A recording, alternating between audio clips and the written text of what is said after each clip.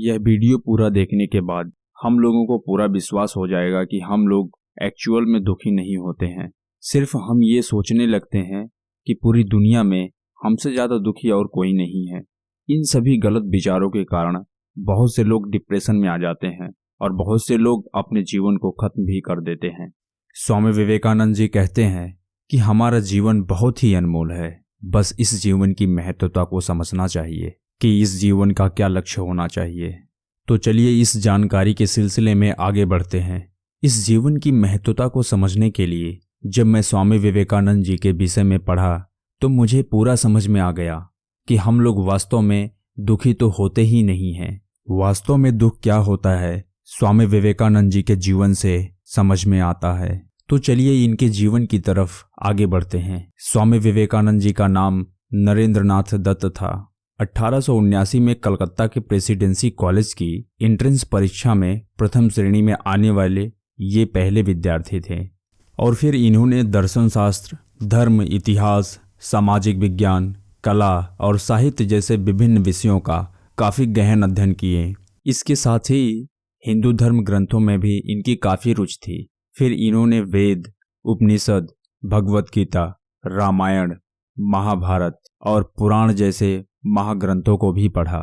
फिर इन्होंने 1881 में ललित कला की परीक्षा पास की और 1884 में कला स्नातक की डिग्री प्राप्त की। इतना सब पढ़ने के बाद इनको इतना एहसास हो गया था कि यह भी एक धनवान व्यक्ति बन सकते हैं, इनकी आर्थिक स्थिति बहुत सही हो सकती है। पर इन सभी बातों से इनको उतनी ज्यादा संतुष्टि नहीं मिलते थे, क्योंकि ये हमेशा अपने देश के लिए सोचते थे, ये अपने देशवासियों के लिए सोचते थे। इसके लिए इनको क्या करना है उस मार्ग की खोज में लगे हुए थे।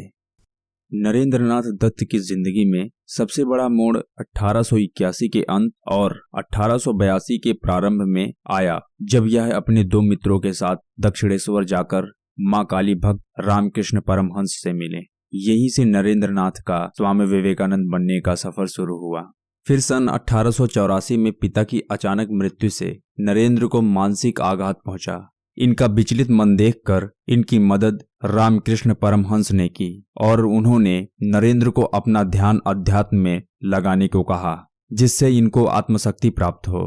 फिर इसके बाद मोह माया से संन्यास लेने के बाद इनका नाम स्वामी विवेकानंद पड़ा और इसी नाम से पूरी दुनिया जानती भी है, पूजती भी है और इनके जीवन से सीखती भी है। और इन सभी आध्यात्मिक शिक्षा के दौरान इनको बहुत ऐसे सामाजिक व्यंग्यों का सामना भी करना पड़ता था। लोग कहते थे कि इतना पढ़ लिख कर क्या किया, जब इसे एक सन्यासी ही बनना था।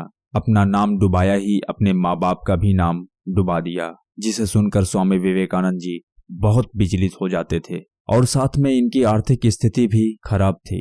इसीलिए ये अपने परिवार को लेकर ज्यादा चिंतित हो जाते थे।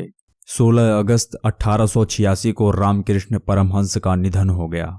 इसके बाद सारी जिम्मेदारी अचानक से इनके कंधों पर आ गिरी। एक और माँ और परिवार का मोह अपनी तरफ खींच रहा था और दूसरी तरफ देश की जिम्मेदारी।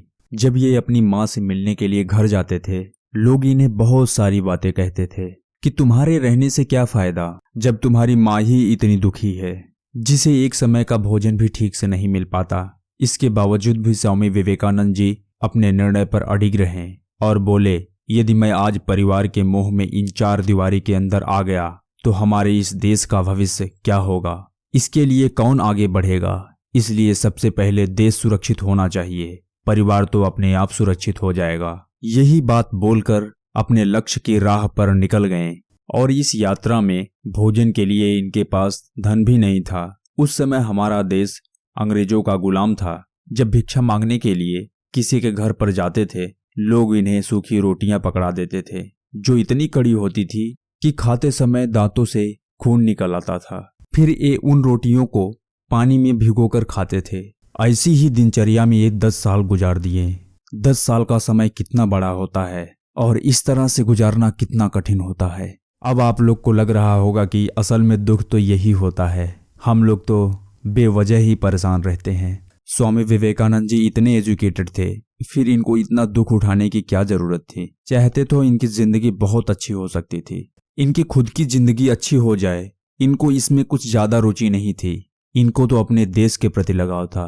अपने देशवासियों के प्रति लगाव था, इसलिए अपने पूरे जीवन को अपने देश और देशवासियों के लिए समर्पित कर दिए। इनके जीवन से यही शिक्षा मिलती है कि यदि हमारा जीवन सुखी है, इसका मतलब यह नहीं है कि और लोगों का भी जीवन सुखी होगा। तो आज के लिए बस इतना ही।